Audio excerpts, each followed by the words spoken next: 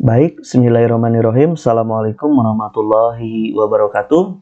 Berjumpa kembali di acara Bincang Biologi, teman-teman belajar bersama guru kreatif.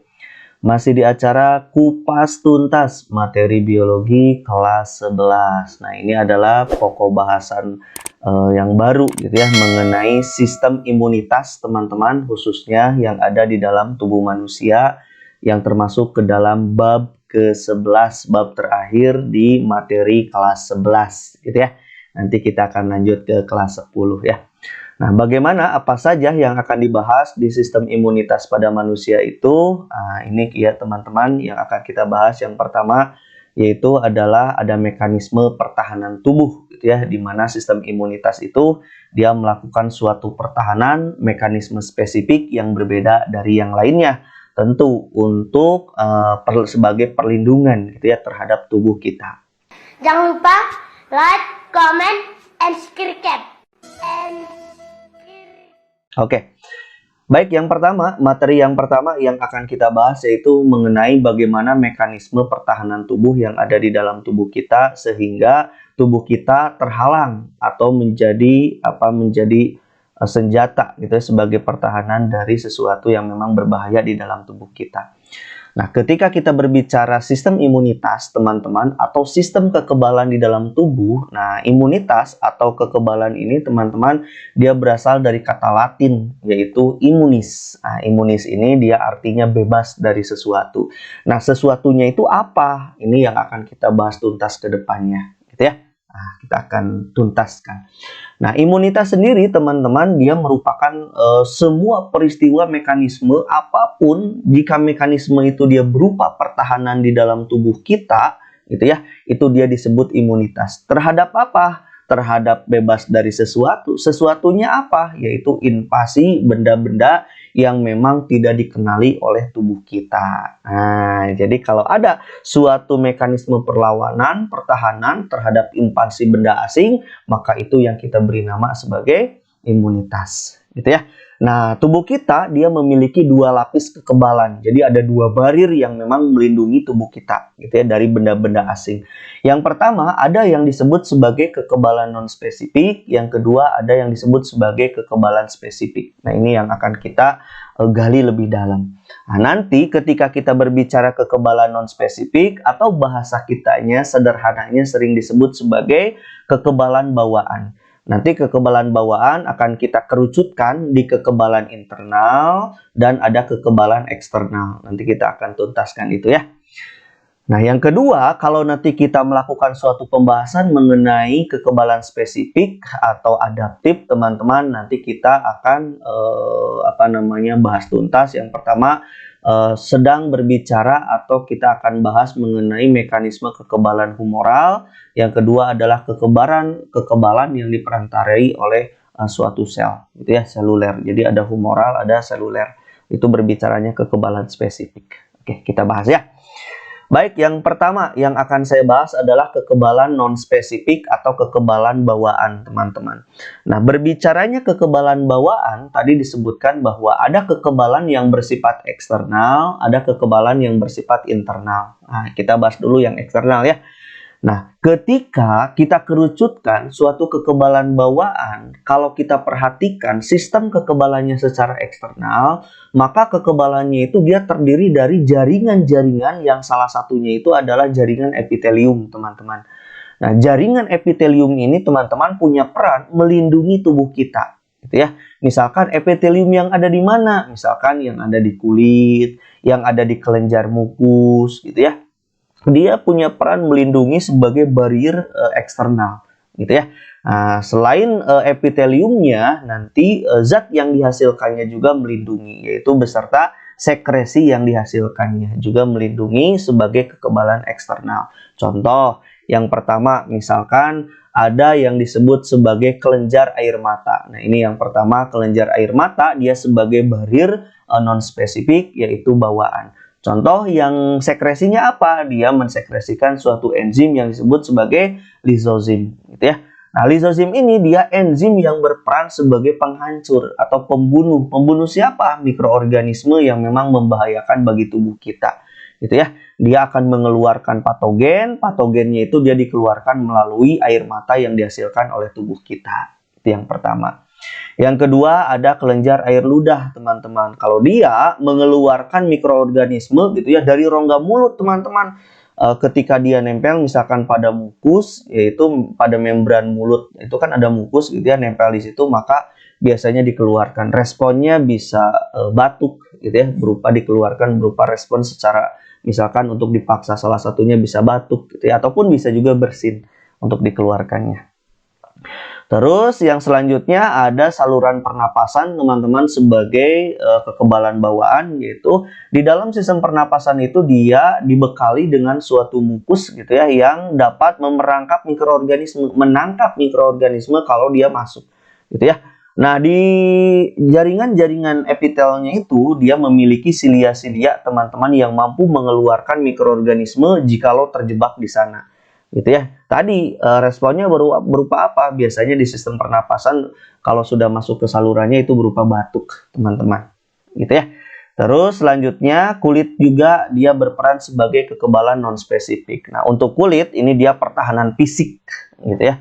Di mana kulit ini dia mampu menjaga pH-nya gitu. Jadi pH-nya itu salah satunya pH asam, teman-teman, itu dia menekan pertumbuhan mikroorganisme. Artinya kulit mampu menurunkan pH-nya. Nah, untuk apa diturunkan pH-nya? Supaya mikroorganisme yang nempel pada kulit itu dia tidak bisa tumbuh di situ.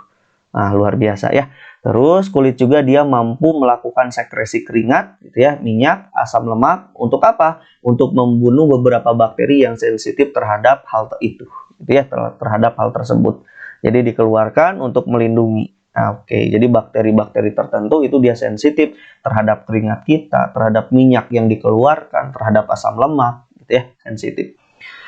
Yang selanjutnya sebagai kekebalan non-spesifik itu ada lambung, teman-teman. Nah, lambung dia sebagai pertahanan bawaan. Kenapa? Sebab dia selain berperan di dalam sistem pencernaan, yaitu dia juga jadi HCl yang dihasilkan oleh lambung itu sebagai pengaktif, sebetulnya pengaktif pepsinogen menjadi pepsin gitu kan ya. Namun selain perannya di dalam sistem pencernaan, HCl ini dia punya peran membantu di dalam kekebalan bawaan.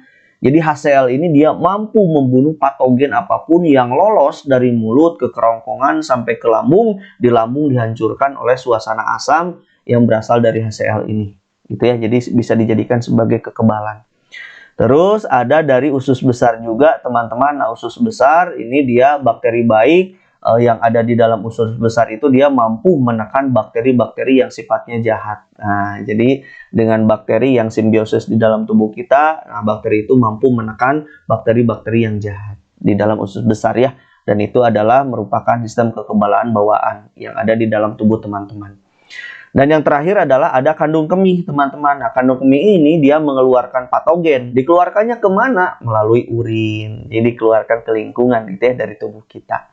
Seperti itu. Itu dia kekebalan non-spesifik atau kekebalan bawaan yang bersifat eksternal.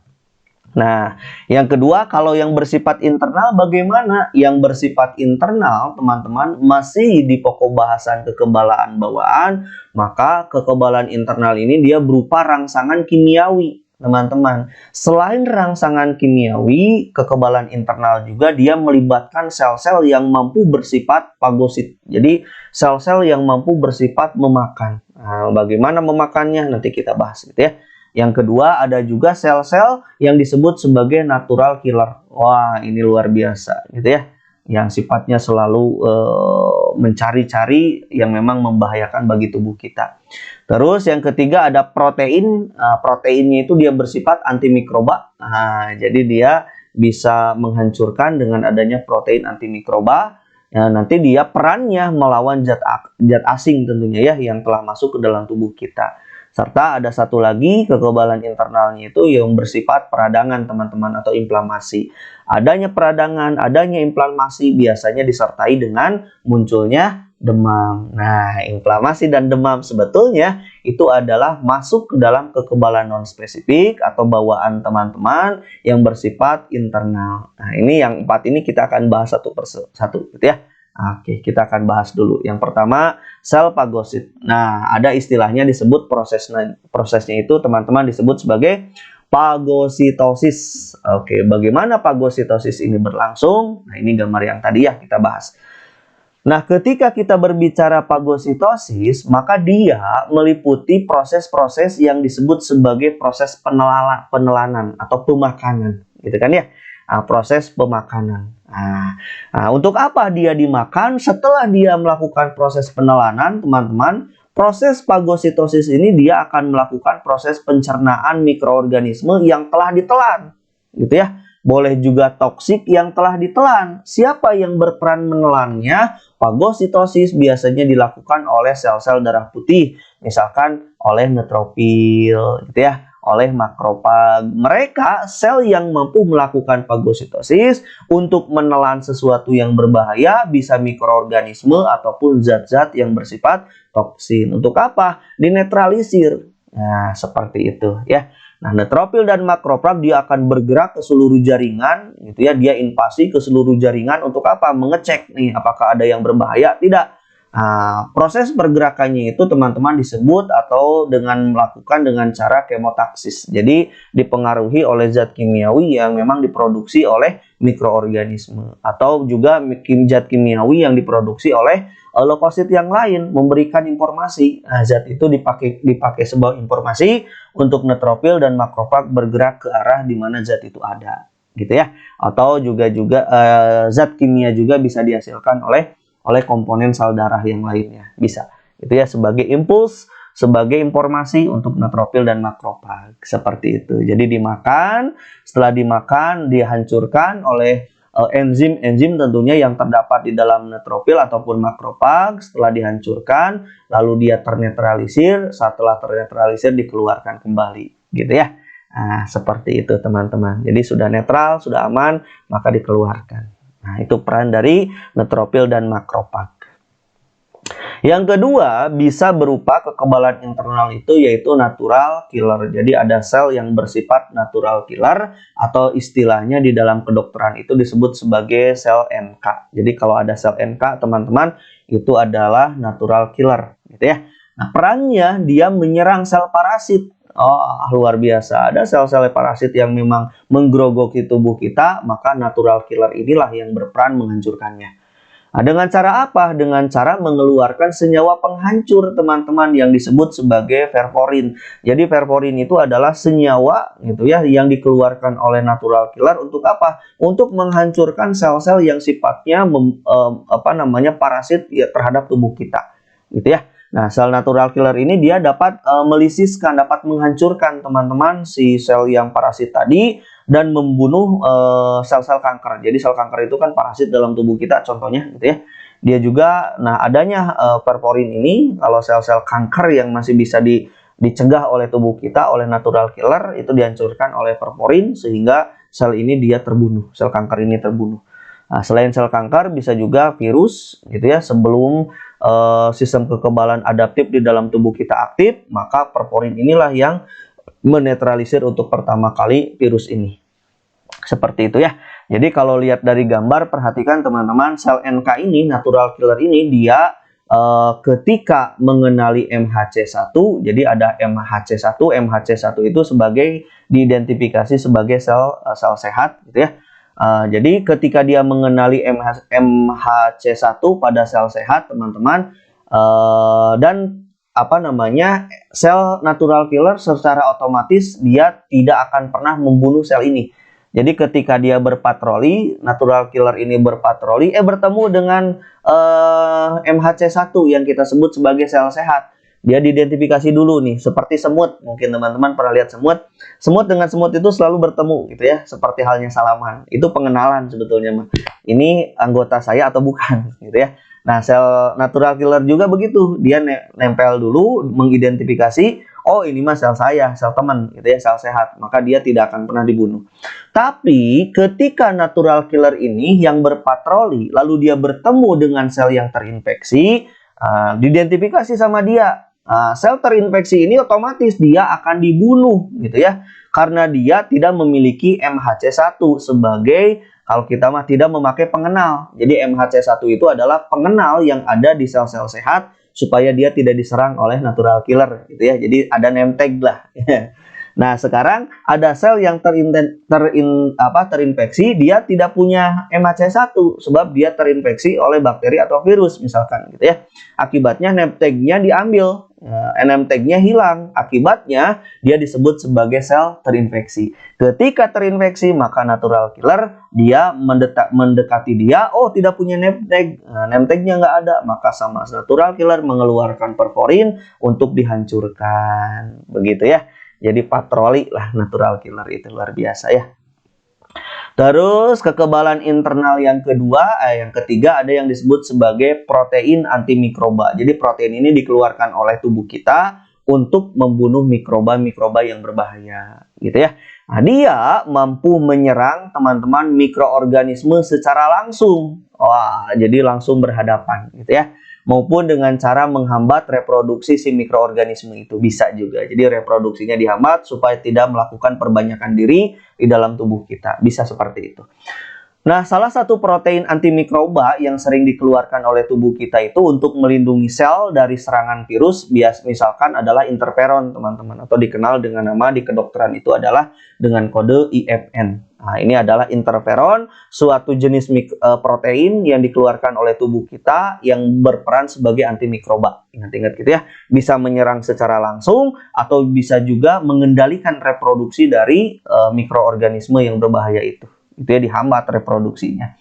Nah, cara kerjanya ini teman-teman, kalau kita lihat dari gambar ini adalah teman-teman perhatikan bagaimana interferon ini. Interferon ini dia dapat disintesis oleh sebagian besar di dalam sel-sel tubuh kita. Jadi tubuh kita sebagian besarnya itu mampu menghasilkan protein ini, gitu ya. Nah, protein ini dihasilkan oleh seluruh sel yang ada di dalam tubuh kita sebagai respon. Respon apa? Kapan protein ini dikeluarkan? Ketika sel tersebut mendapatkan respon terhadap infeksi virus atau stimulasi dari imunitas, gitu ya, atau stimulasi dari senyawa kimiawi. Interferon dia berfungsi menghalangi multiplikasi virus. Contoh misalkan ada dalam tubuh kita ada sel di tangan, misalkan daerah tangan yang terkena infeksi. Maka sel yang berdekatan dengan sel yang terkena infeksi itu dia akan menghasilkan protein. Nah, salah satunya adalah interferon. Interferon ini dia bersiap untuk menyerang, bisa menyerang secara langsung gitu ya, atau mengendalikan reproduksi suatu mikroba yang berbahaya itu. Jadi ketika misalkan diproduksi teman-teman, maka interferon yang diproduksi itu dia akan punya peran sebagai multiplikasi virus gitu ya. Nah, jadi kerjanya luar biasa, melindungi sel-sel yang ada di dalam tubuh kita terhadap berbagai jenis mikroba gitu ya. Dalam hal ini bisa juga virus sebelum antibodi kita terbentuk dengan baik. Nah, itu dia interferon, protein antimikroba. Terus yang terakhir adalah kekebalan internal itu bisa bersifat sebagai peradangan atau inflamasi yang nanti diakhiri dengan peningkatan suhu atau demam gitu ya. Nah, peradangan teman-teman dia dipicu oleh tentunya oleh trauma fisik, misalkan tertusuk gitu ya, atau misalkan terkena benturan yang mengakibatkan luka di daerah yang terbentur bisa gitu ya, atau terkena panas berlebih, infeksi dari bakteri ataupun yang lain-lainnya bisa juga. Nah, peradangan ini teman-teman dia bersifat lokal. Jadi kalau misalkan yang kena kaki, maka di tangan tidak akan terjadi apa-apa tentunya gitu ya. Jadi dia bersifat lokal radangnya. Nah, gitu ya. Dia hanya muncul pada daerah yang terinfeksi. Jadi di mana ada infeksi, maka di situ pasti ada radang. Nah, sedangkan demam jadi hasil akhir dari infeksi, misalkan dia terjadi peradangan, jadi panas di sekitar luka. Nah, kalau misalkan peradangan itu dengan peradangan yang lokal itu tidak bisa membunuh bakteri yang ada di situ, maka respon yang lainnya adalah meningkatkan suhu. Jadi hipotalamus meningkatkan termostat untuk meningkatkan suhu tubuh kita. Itu mah dia sifatnya bukan lokal, tapi dia menyeluruh, menyebar ke seluruh tubuh. gitu ya, untuk supaya menekan pertumbuhan bakteri yang masuk ke dalam tubuh kita. Nah, contoh misalkan ini adalah permukaan kulit yang terkena tusuk, misalkan tusuk trauma fisik misalkan gitu ya. Ternyata di tusukan tersebut ada bakteri yang hidup gitu ya. Nah, bakteri ini dia bisa perhatikan, dia hidup di sini, terus sel-sel di sekitarnya dia menghasilkan sinyal-sinyal kimiawi gitu ya. Nah, sinyal-sinyal kimiawi ini dia akan merespon, jadi akan direspon oleh kekebalan tubuh kita. Nanti jaringan terlukanya itu dia akan melepaskan sinyal-sinyal kimiawi, contohnya adalah histamin yang dikeluarkan oleh sel-sel yang luka itu. Histamin dia nantinya sebagai impuls, jadi sebagai informasi sinyal kimiawi gitu ya, yang nantinya akan direspon oleh sel-sel fagosit. Nah, nanti setelah itu terjadilah yang namanya dilatasi, teman-teman. Pembuluh darah menjadi melebar gitu ya, melebar, berdilatasi, membengkak, dan terjadi peningkatan kebocoran gitu ya, kebocoran di pembuluh darah. Salah satunya adalah kenapa harus bocor di situ adalah untuk mengeluarkan fagosit gitu ya, sel-sel fagosit yang nantinya bermigrasi ke daerah yang luka. Sel fagosit itu dia akan memakan bakteri-bakteri gitu ya yang tumbuh di situ, dan antigen-antigen yang lain yang berbahaya yang selanjutnya dia akan menyembuhkan jaringan itu. Nanti ditutup lukanya tentu dengan proses pembekuan darah, di situ kerjasamanya gitu ya. Proses pembekuan darah dibantu oleh sel-sel fagosit yang nantinya akan menyembuhkan luka tersebut. Begitu ya. Jadi banyak serangkaian kekebalan yang bekerja di situ hanya karena tusukan, hanya karena trauma fisik. Di situ ya banyak mekanisme yang bekerja sama untuk melindungi tubuh kita. Luar biasa sekali. Itu adalah kekebalan non spesifik atau bawaan yang bersifat internal. Baik, selanjutnya adalah kekebalan spesifik yang bersifat adaptif gitu ya. Yang kedua, oke, kita akan bahas kalau bersifat adaptif, teman-teman, ini misalkan zat-zat asing yang berhasil melewati sistem kekebalan non spesifik. Artinya begini, ada sesuatu nih kekebalan yang tadi yang bawaan ternyata, atau yang non spesifik ternyata dia lolos gitu ya, berhasil.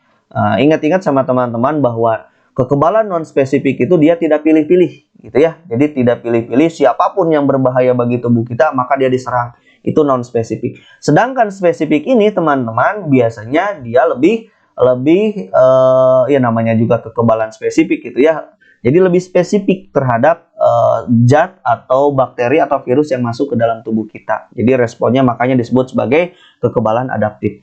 Nah, jika ada zat asing yang berhasil melewati kekebalan non spesifik, teman-teman, maka selanjutnya kekebalan spesifik ini dia akan berperan melawan zat tersebut yang telah lolos. Nah, gitu ya. Nanti sel dan molekul yang berperan di dalam kekebalan spesifik itu banyak, teman-teman. Salah satunya itu adalah sel B, sel plasma, sel T pembantu, sel T sitotoksik, sel T pengatur, dan sel memori. Ini adalah sel-sel yang berperan di dalam kekebalan spesifik gitu ya, sebagai barir kedua ketika zat asing atau mikroorganisme itu dia lolos terhadap kekebalan non spesifik gitu ya. Nah, nanti kita bahas satu-satu. Kalau sel B dia mampu mendeteksi antigen, teman-teman. Antigen itu adalah sesuatu yang masuk, protein, sesuatu asing yang masuk ke dalam tubuh kita. Nah, deteksi oleh sel B. Nanti sel induk dari sel memori dan sel plasma. Nah, nanti akan diresponnya oleh mereka. Terus nanti mekanisme kerjanya nanti selanjutnya ya. Ada sel plasma, dia mampu memproduksi antibodi. Nah, spesifik kan antibodi itu diproduksi oleh sel plasma. Gitu ya. Nanti terbentuk dari sel plasma itu, dia terbentuk dari sel B yang telah terdiferensiasi. Oke, terus ada sel T pembantu. Nah, kalau sel T pembantu dia menstimulus pembentukan sel T sitotoksik. Nah, itu perannya. Dia selain sel sitotoksik, dia menstimulus juga pembentukan sel plasma gitu ya, mengaktifasi makrofag serta berperan di dalam produksi sitokin. Nah, itu di sel T pembantu. Terus sel T sitotoksik dia mampu secara langsung membunuh virus ataupun sel kanker.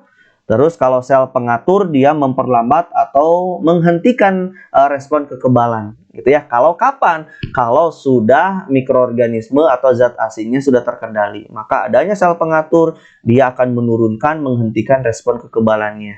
Jadi kalau tidak dihentikan oleh sel pengatur bahaya gitu kan ya. Dia antibodi kita akan terus menyerang, malah bisa menyerang tubuh kita gitu ya kalau tidak dihentikan.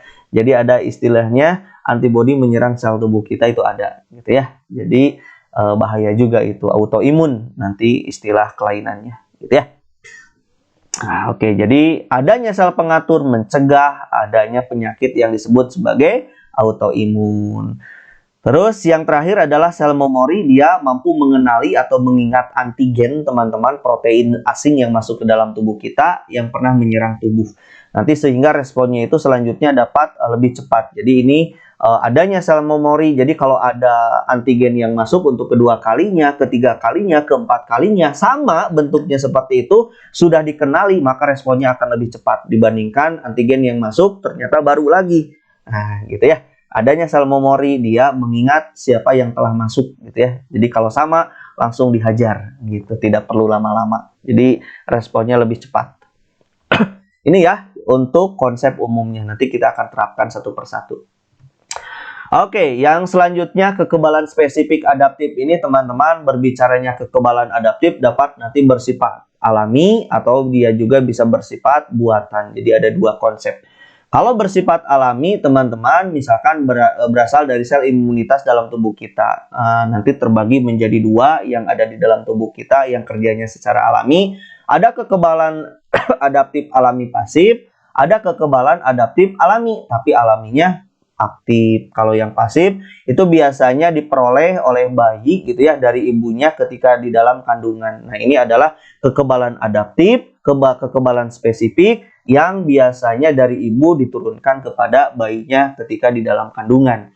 Kalau kekebalan adaptif yang secara alami tapi aktif, itu biasanya diperoleh melalui infeksi gitu ya, penyakit tertentu yang nantinya direspon oleh tubuh kita yang menghasilkan antibodi gitu ya. Itu dia kekebalan adaptif alamiah aktif. Terus ada juga kekebalan adaptif buatan. Ini kalau ini tentu namanya juga buatan, pasti diperoleh dari luar lah ya. Nah, dalam bentuk apa? Dalam bentuk vaksin. Nanti terbagi dua, ada kekebalan adaptif buatan yang sifatnya pasif, ada kekebalan adaptif buatan tapi sifatnya aktif. Kalau yang pasif itu diperoleh dari transfer teman-teman antibodi. Gitu. Kalau dia bersifat aktif, maka diperoleh dari imunisasi atau kita sebut sebagai vaksin, gitu ya. Seperti itu teman-teman. Oke, kekebalan spesifik adaptif. Nah, selanjutnya nanti kita akan bahas konsep yang ketiga berdasarkan kekebalan spesifik ini, teman-teman. Nah, berdasarkan sel yang terlibat di dalam mekanisme kekebalan spesifik, teman-teman. Jadi kekebalan adaptif ini dibagi menjadi kekebalan seluler, ada juga kekebalan humoral yang tadi di awal telah kita bahas, gitu ya. Nah, ini yang akan kita pertajam materinya. Ada kekebalan seluler. Nah, kalau kekebalan seluler ini teman-teman, faktor terpenting di dalam kekebalan ini adalah sel-sel yang hidup yang ada di dalam tubuh kita. Siapa? Yaitu sel-sel T limfosit. Ingat, limfosit itu kan ada dua ya. Ada limfosit T, ada limfosit B. Nah, limfosit T dia berperan di dalam kekebalan seluler gitu. Nah, sel-sel ini dia secara aktif melawan bakteri, melawan virus gitu yang telah masuk yang menginfeksi tubuh kita. Nanti sel-sel tersebut juga dia dapat melawan protozoa, jamur, cacing parasit yang masuk ke dalam tubuh kita. Bisa gitu ya, dilawan oleh sel T limfosit. Sedangkan kalau kekebalan humoral ini teman-teman, dia unsur yang paling pentingnya itu yang berperan di dalam kekebalan humoral itu adalah antibodi. Nah, antibodi dihasilkan oleh siapa? Antibodi dihasilkan oleh sel limfosit yang satunya lagi, yaitu sel limfosit jenis B. Jadi sel B limfosit gitu ya. Seperti itu teman-teman. Nah, antibodi yang dihasilkan oleh sel B, dia ditemukan di dalam humor atau di dalam cairan tubuh kita. Misalkan di dalam darah, di dalam cairan limfa gitu ya. Dia berfungsi mengikat bakteri dan racun bakteri teman-teman, serta menandai virus misalkan untuk dihancurkan lebih lanjut oleh sel darah putih yang lain. Jadi peran kekebalan humoral itu begitu gitu ya. Kalau seluler itu langsung berinteraksi, dia langsung hajar-hajaran. Langsung berkelahi kalau yang seluler gitu ya. Oke, itu dia. Ini dia cara kerjanya teman-teman. Coba diperhatikan, misalkan tadi kita berbicara ada suatu antigen bakteri. Misalkan antigen itu protein dari apapun gitu ya, dari luar yang sifatnya berbahaya bagi tubuh kita. Nah, misalkan antigen bakteri dipresentasikan oleh MHC2. Jadi si antigennya itu sudah ditangkap oleh MHC2. Ini ada antigen yang masuk ke dalam tubuh kita, lalu dipresentasikan oleh MHC. Jadi ditangkap gitu ya oleh MHC di dalam sel-sel makrofag. Misalkan ini kan sel makrofag, ada antigen yang muncul yang masuk ke dalam tubuh kita, itu sama makrofag langsung oleh MHC2-nya itu ditangkap, dipresentasikan, dikenali gitu ya. Nah, setelah ditangkap, diapakan antigen ini? Teman-teman coba perhatikan, dia akan bergerak ke arah dari membran dari makrofag itu untuk apa? Untuk nanti teman-teman dikenalkan gitu ya, si antigen tersebut coba oleh MHC2 dikenalkan ke sel T penolong. Dikenalkan gitu ya. Nih, ada sesuatu yang berbahaya, kata makrofag itu dikenalkan ke sel T penolong. Nah, sel T penolong itu dia punya reseptor sel T gitu ya untuk mengenali antigen yang diberikan dari makrofag. Nah, dikenali. Nantinya apa? Nanti sel T itu setelah dia mengenali antigennya, antigen yang dibawa oleh makrofag ini, nanti sel T penolong ini dia teraktivasi, teman-teman. Wah, ini berbahaya ini gitu ya, si antigen ini, kata sel T itu. Nanti setelah dia teraktivasi, maka dia akan melakukan suatu proses yang disebut sebagai sitokinesis gitu ya. Nantinya dia akan melakukan klon, mengklon dirinya. Jadi sitokinesis itu adalah pembelahan sitoplasma untuk mengklon sel T itu gitu ya. Jadi sel T dia akan menggandakan diri sebagai respons sebagai sitokinesis. Jadi wah, ini berbahaya nih, teraktivasi, akibatnya dia melakukan sitokinesis, pembelahan sitoplasma, menggandakan diri membentuk 2 sel, 4 sel gitu ya, 6 sel dan seterusnya. Oke, selanjutnya setelah teraktivasi, nanti teraktivasinya itu jadi apa? Sel T-nya ini menggandakan jadi apa? Bisa dia berubah menjadi kekebalan seluler, yaitu menjadi sel T sitotoksik. Bisa sel T ini, klon sel T ini dia berubah menjadi sistem kekebalan humoral, yaitu menjadi sel B gitu ya. Jadi yang nantinya akan menghasilkan antibodi. Jadi bisa begitu ya. Jadi responnya begitu. Jadi sel T penolong yang teraktivasi yang telah membelah diri, dia bisa laporan atau berubah informasinya menjadi sel T, menjadi sitotoksik gitu ya. Berarti itu kekebalan seluler yang siap menyerang. Bisa informasinya masuk ke kekebalan humoral yang masuk ke sel B untuk membentuk antibodi gitu ya. Kita akan bahas satu persatunya. Nah, ini dia. Nah, jika dia masuk ke kekebalan seluler, teman-teman, maka sel T sitotoksik ini dia akan teraktivasi gitu ya. Dia akan teraktivasi oleh antigen yang dihadapkan oleh makrofag tadi gitu ya. Nah, ini dia teraktivasi dengan adanya antigen. Selanjutnya sel T sitotoksik itu dia akan menggandakan diri dan menghancurkan sel-sel yang terinfeksi. Jadi dia memperbanyak diri, lalu dia bergerak ke mana antigen itu ada, lalu yang telah nempel misalkan pada suatu sel dalam tubuh kita, lalu dihancurkan oleh sel-sel T itu. Jadi dia sifatnya kekebalan seluler itu memang langsung dia action, bergerak gitu ya. Bisa juga sel T sitotoksik itu dia akan memproduksi dan teraktivasi jika antigen yang sama muncul lagi. Jadi dia otomatis gitu ya, sel T toksik akan diproduksi kalau misalkan ada antigen yang kedua masuk, ternyata sama, teraktivasi langsung diserang gitu ya, seperti itu. Jadi kalau kekebalan seluler action langsung. Jadi setelah dia teraktivasi sel sitotoksiknya memperbanyak diri, langsung dia menghajar. Tapi kalau sistemnya dia kekebalan humoral, teman-teman, yang nanti meresponnya sel B, nanti sel B akan menggandakan diri gitu ya terhadap antigen yang masuk tersebut. Nanti selanjutnya apa? Selanjutnya nanti si sel B ini, teman-teman, dia coba perhatikan, dia akan melekat dengan sel T penolong yang tadi di atas gitu ya, yang telah mengidentifikasi antigennya. Jadi si sel B ini MHC2, dia memiliki MHC2 untuk mengenali antigen yang telah dibawa oleh sel T penolong ini. Selanjutnya setelah dikenali, oh ini antigen yang berbahaya, maka sel B ini dia akan memproduksi dua sel. Satu, sel B yang sifatnya memori yang tadi gitu ya, mengingat-ingat jikalau ada yang sama langsung dihancurkan. Yang kedua, sel B ini akan membentuk sel plasma. Sel plasma yang dihasilkan oleh sel B ini yang melakukan penggandaan ini menjadi sel plasma, dia akan membentuk antibodi untuk menghancurkan atau untuk menetralisir terhadap antigen yang masuk gitu ya. Jadi ada dua yang dihasilkan oleh sel B, yaitu sel B memori untuk mengingat terhadap antigen itu, terus ada sel plasma yang akan menghasilkan antibodi. Itu responnya gitu ya. Seperti itu teman-teman di kajian imunitas mengenai mekanisme pertahanan tubuh gitu. Yang kedua, kita akan bahas aplikasinya, yaitu berbicara antigen dan antibodi. Kan sel plasma, sel plasmanya kan sudah terbentuk dari sel B ya, menghasilkan antibodi kan. Nah, bagaimana antibodi merespon antigen yang masuk tadi? Nah, seperti ini teman-teman. Ini kajiannya panjang ya. Oke, atau dibahas sekarang atau nanti ya? Bahas sekarang aja lah ya.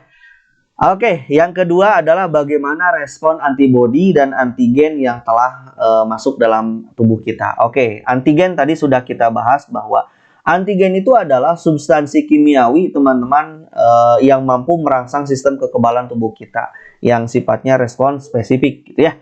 Jadi apapun dari luar yang masuk ke tubuh kita lalu mampu merespon antibodi kita, itu adalah antigen. Nah, namanya antigen, itu dari luar gitu ya. Misalkan antigen itu berupa bagian luar kapsul atau dinding dari sel bakteri, itu bisa gitu ya. Nah, ciri penting dari antigen ini teman-teman, yang pertama ada yang disebut sebagai imunogenisitas gitu ya. Dia itu merupakan kemampuan memicu perbanyakan antibodi dan limfosit spesifik. Nah, ini dia ciri penting dari antigen. Jadi bisa sebagai rangsangan antibodi kita atau limfosit spesifik untuk memperbanyak diri. Terus dia juga antigen itu dia sifatnya reaktivitas, yaitu mampu bereaksi dengan limfosit yang teraktivasi dan antibodi yang memang dilepaskan oleh reaksi kekebalan tubuh kita. Jadi dia sifatnya reaktivitas, itu antigen gitu ya. Sedangkan yang kedua antibodi mah itu yang dihasilkan dari tubuh kita. Kalau antigen dari luar gitu ya, antibodi itu yang dihasilkan oleh tubuh kita, yang direspon oleh antigen. Nah, itu antibodi ya. Nah, antibodi ini adalah protein yang dibentuk sebagai respon terhadap suatu antigen yang tadi saya jelaskan dan secara spesifik mengadakan reaksi dengan antigen. Jadi umumnya dia membentuk kompleks antigen antibodi gitu ya untuk dinetralisir. Nah, fungsi utama antibodi adalah menonaktifkan dan menandai antigen untuk penghancuran lebih lanjut gitu ya. Jadi antibodi itu tidak dapat menyerang secara langsung seperti halnya sel T sitotoksik tadi gitu ya. Kekebalan seluler. Kalau kekebalan seluler itu kan langsung menyerang. Sedangkan kalau kekebalan humoral itu, yaitu yang antibodi ini, dia hanya menandai atau menonaktifkan. Kalau ditandai, berarti dia untuk dihancurkan oleh sel yang lain. Nah, gitu ya. Seperti itu. Oke, kita akan bahas antibodinya.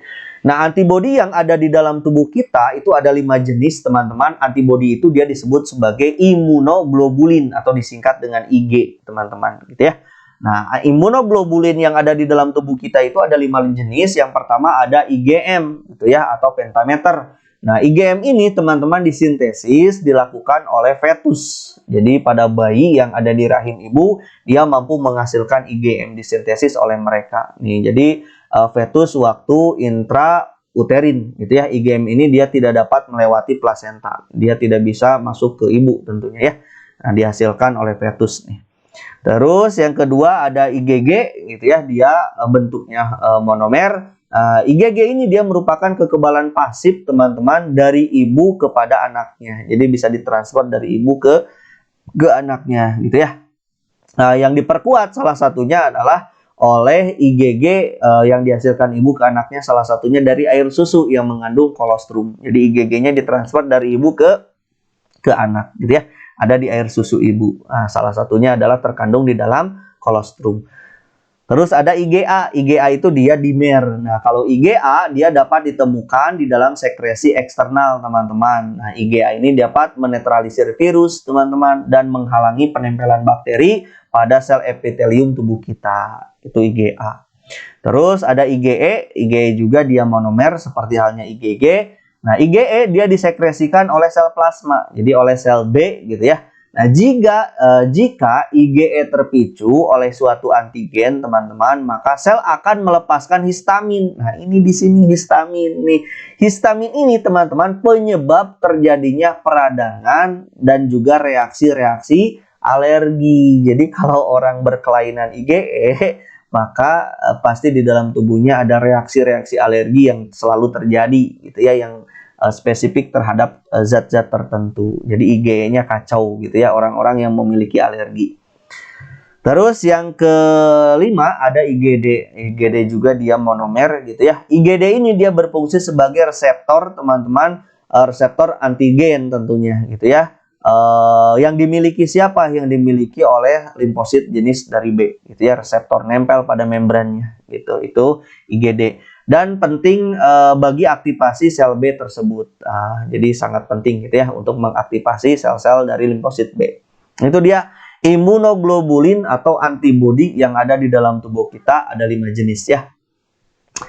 Oke, selanjutnya kalau kita dari bentuk bisa diperhatikan, teman-teman, imunoglobulin itu dia ada bagian-bagiannya, yang ini namanya daerah pengikat antigen, teman-teman. Dia berfungsi sebagai lokasi pengenalan dan pengikatan antigen di sini. Terus yang ini, teman-teman, dia merupakan rantai berat tersusun dari banyak asam amino yang membentuk polipeptida jadi protein gitu ya, dan berfungsi sebagai penunjuk kelas gitu ya, kewaspadaan pada antibodi ya, penunjuk kelas pada antibodi. Jadi berat sekali di sini, merupakan rangkaian dari banyaknya asam amino, makanya disebut sebagai rantai berat. Terus yang ini, teman-teman, ini adalah namanya rantai ringannya. Dia terdiri dari asam amino juga, tetapi lebih sedikit gitu ya. Dibandingkan dengan rantai berat, ini lebih sedikit dia rantai ringan. Fungsinya proses pengenalan antigen. Jadi dikenali ya, pengenalan. Terus kalau yang ini bagian ujung sampai ujung sininya itu namanya bagian variabel, bagian spesifik pada antibodi yang membuat antibodi dapat mengenali dan mengikat antigen secara spesifik. Itu bagiannya di sana. Ya.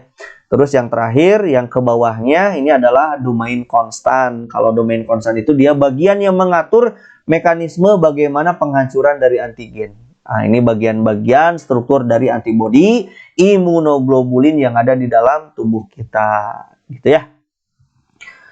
Terus selanjutnya, teman-teman, berbicara antigen dan antibodi ini, nanti bagaimana interaksi antara antigen dan antibodi yang di dalam tubuh kita. Interaksinya itu ada beberapa macam. Satu, bisa secara fiksasi, yaitu dia tahap fiksasi itu adalah tahap aktivasi komplemen, teman-teman, pada ikatan antara antigen dan antibodi.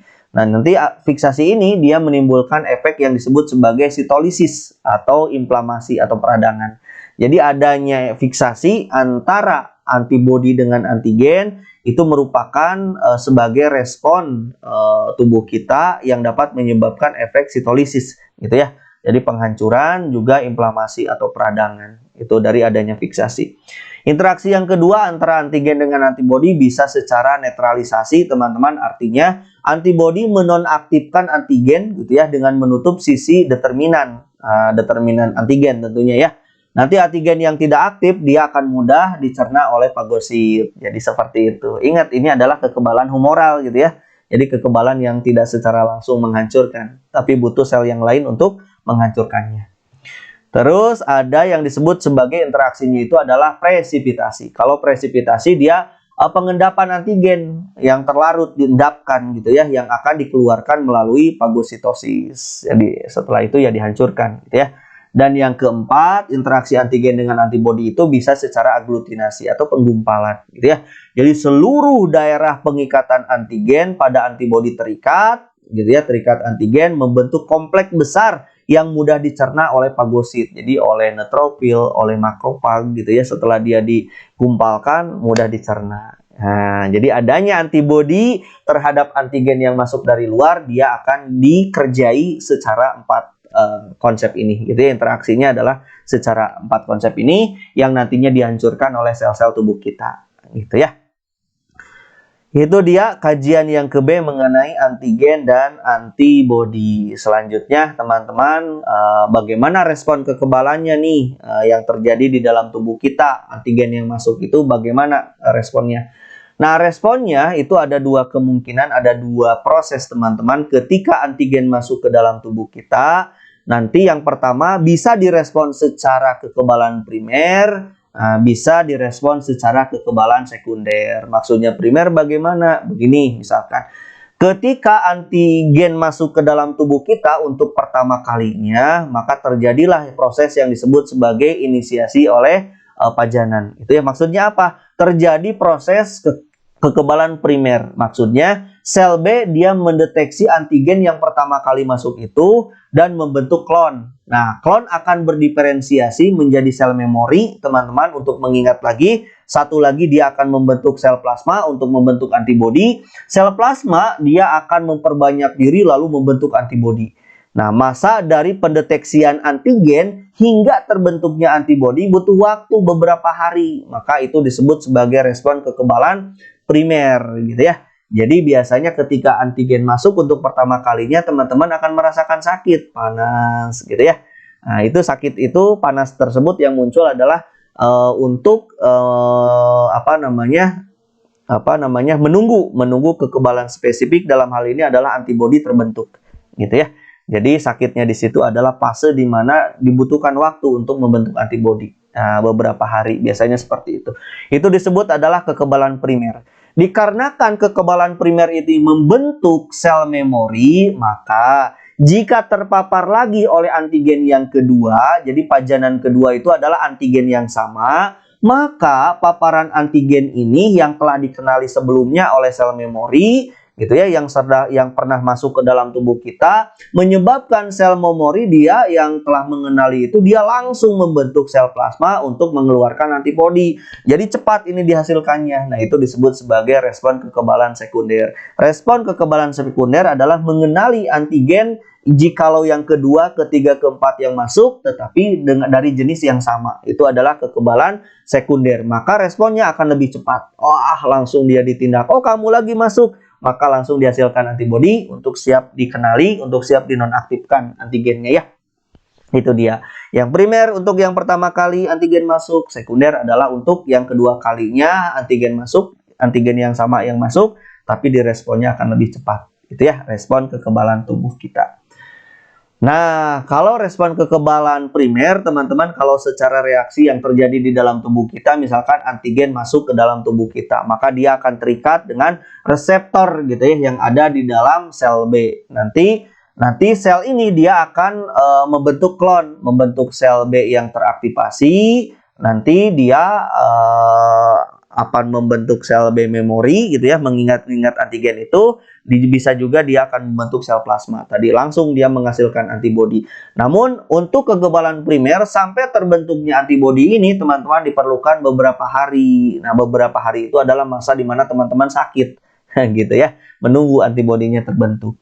Tapi ketika kekebalan sekunder itu terjadi kapan? Kalau antigen yang masuk yang untuk kedua kalinya sama antigennya, maka sel memori yang telah terbentuk dia akan segera membentuk klon-klon yang lebih banyak. Maka sel memori yang telah memperbanyak diri itu langsung dia memberikan informasi ke sel-sel plasma untuk siap langsung membentuk antibodi secara langsung. Jadi tahapannya sebentar, akibatnya responnya lebih cepat kalau kekebalan sekunder gitu ya.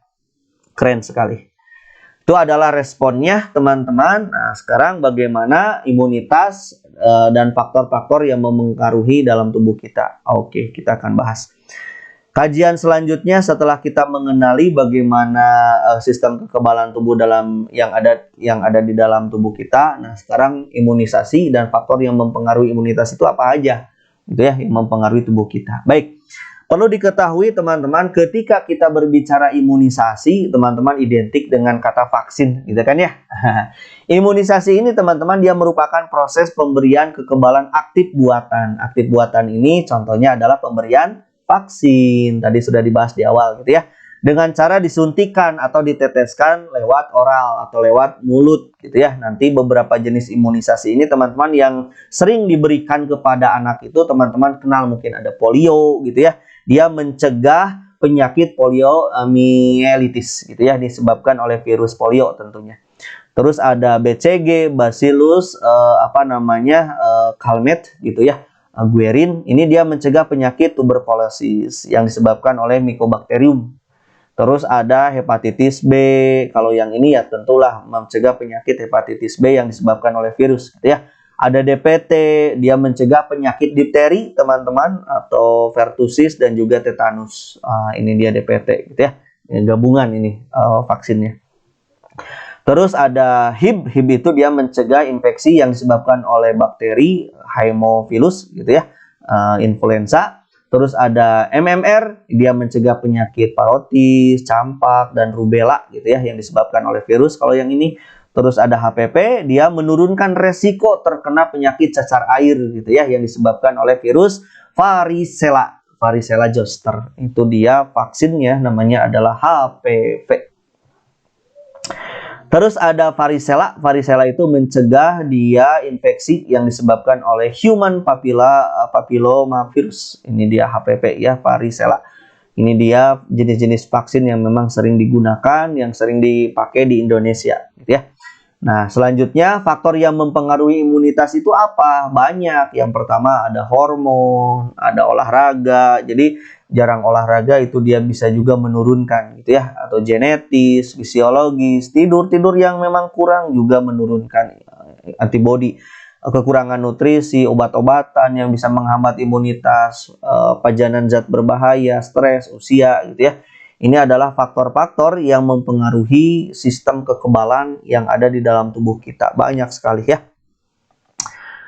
Oke, dan yang terakhir teman-teman, kajian yang terakhir adalah ini dia yang E, gitu ya. Kita akan bahas kalau yang ini mengenai konsep tambahan bagaimana ketidakseimbangan sistem pertahanan tubuh. Contohnya misalkan bagaimana ya kalau terjadi ketidakseimbangan kekebalan yang ada di dalam tubuh kita. Contohnya misalkan imunodefisiensi. Ini adalah keadaan di mana sistem kekebalan seseorang sangat lemah atau tidak mampu melawan infeksi yang berbahaya. Nah, kalau yang ini contoh misalkan yang sering terjadi itu akibat kelainan dari suatu penyakit AIDS, gitu ya. Dia merupakan imunodefisiensi yang paling mematikan yang disebabkan oleh virus HIV, teman-teman. Human imunodefisiensi virus ini bahaya sekali, gitu ya. Jadi bisa menyebabkan kematian ini. Jadi ketika terjadi penurunan sistem kekebalan tubuh. Yang kedua bisa juga ketidakseimbangannya itu hipersensitivitas. Kalau ini adalah respon berlebihan, respon antigen tertentu di mana sistem kekebalan menyebabkan kerusakan jaringan ketika melakukan perlawanan. Ternyata yang dilawan bukan hanya antigen yang berbahaya, gitu ya. Ternyata sel-sel yang di sekitarnya itu dilawan, makanya terjadi proses hipersensitivitas. Jadi respon berlebihan terhadap antigen yang menyebabkan kerusakan jaringan. Waduh, bahaya, gitu ya. Terus ada juga autoimunitas. Nah, kalau yang ini adalah kegagalan sistem kekebalan mengenali sel tubuhnya. Jadi nggak ada MHC, jadi nggak ada name tag, gitu ya. Ketika name tag-nya ada name tag tapi tidak dikenali, misalkan, gitu ya. Akibatnya sel tubuh kita juga akan diserang, sehingga dia menganggap sel tubuh sebagai antigen, sebagai seseorang yang jahat. Akibatnya menghasilkan antibodi untuk melawannya. Nah, ini autoimunitas bahaya, gitu ya. Dan yang keempat, ketidakseimbangannya itu ada yang disebut sebagai isoimunitas atau aloimunitas. Kalau ini adalah keadaan di mana tubuh dia mendapatkan kekebalan dari individu lain yang melawan sel tubuh sendiri. Wah, ini juga bahaya, gitu ya. Nah, isoimunitas ini dapat muncul akibat transfusi darah, misalkan kan dari orang lain, itu kan ya. Atau menerima cangkok organ, itu kan dari orang lain, yang menyebabkan isoimunitas, malah antibodinya itu melawan sel tubuhnya sendiri. Nah, itu juga bahaya, gitu ya. Jadi kalau autoimunitas itu berasal dari tubuh kita yang abnormal, kalau isoimunitas itulah kekebalan yang muncul dari orang lain, bisa transfusi darah, bisa tadi ya cangkok organ, yang mengakibatkan munculnya isoimunitas, menghasilkan antibodi yang melawan tubuh kita. Nah, itu adalah kajian terakhir teman-teman di sistem imunitas yang ada di dalam tubuh kita. Nah, mudah-mudahan bermanfaat ya. Sudah saya tuntaskan materi kelas 11 di bab 11 ini mengenai sistem imunitas. Oke, mudah-mudahan bermanfaat. Saya ucapkan terima kasih. Assalamualaikum warahmatullahi wabarakatuh.